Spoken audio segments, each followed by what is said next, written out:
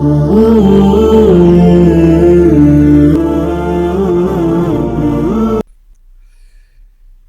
اللہ الرحمن الرحیم۔ تمام دیکھنے اور سننے والوں کو السلام علیکم۔ پچھلی ویڈیو میں ہم نے اولیاء اللہ کی نشانیوں کے حوالے سے کچھ آیات مبارکہ ذکر کیں اور کچھ کا ذکر آج کی اس ویڈیو میں کریں گے، اور انشاءاللہ اپنی پوری کوشش کریں گے کہ ہم نہ صرف صحیح طرح سمجھیں بلکہ ان صفات کو اڈاپٹ کریں جن کا تذکرہ قرآن حکیم میں واضح طور پر موجود ہے، تاکہ ہم اپنی بہتری کا سفر طے کر سکیں، کیونکہ ہماری ہی بہتری سے معاشرے کی بہتری جڑی ہے۔ یہ سفر ہمیں نہ صرف عظیم انسان بناتا ہے بلکہ اللہ کے ہاں مقبول ہونے کی راہیں بھی ہموار کرتا ہے۔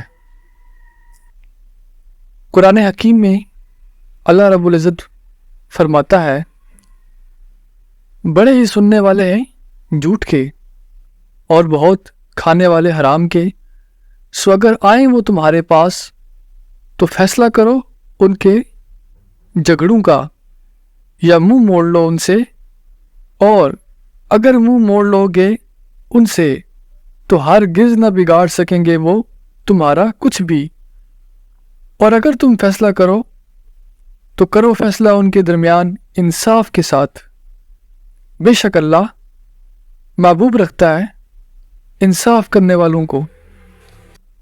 سورہ المائدہ آیت نمبر 42۔ بھلا مشرکوں کے لیے جنہوں نے عہد توڑ ڈالا، اللہ اور اس کے رسول کے نزدیک عہد کیوں کر قائم رہ سکتا ہے؟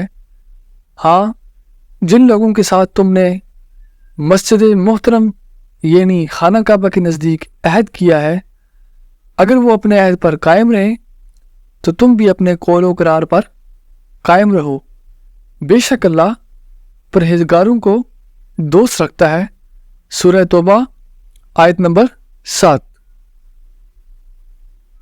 بے شک اللہ محبت رکھتا ہے ان لوگوں سے جو لوگ اللہ کی راہ میں ایسے طور پر پیر جما کر لڑتے ہیں کہ گویا سیسا پلائی ہوئی دیوار ہیں۔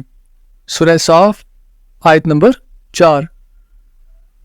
سن رکھو کہ جو اللہ کے دوست ہیں ان کو نہ کچھ خوف ہوگا اور نہ وہ غمناک ہوں گے، یعنی وہ جو ایمان لائے اور پرہیزگار رہے، ان کے لیے دنیا کی زندگی میں بشارت ہے اور آخرت میں بھی۔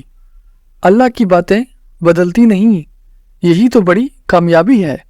سورہ یونس آیت نمبر 62 تا 64۔ ناظرین، ان آیات کی روشنی میں اولیاء اللہ کی نشانیاں اللہ رب العزت نے واضح فرما دی۔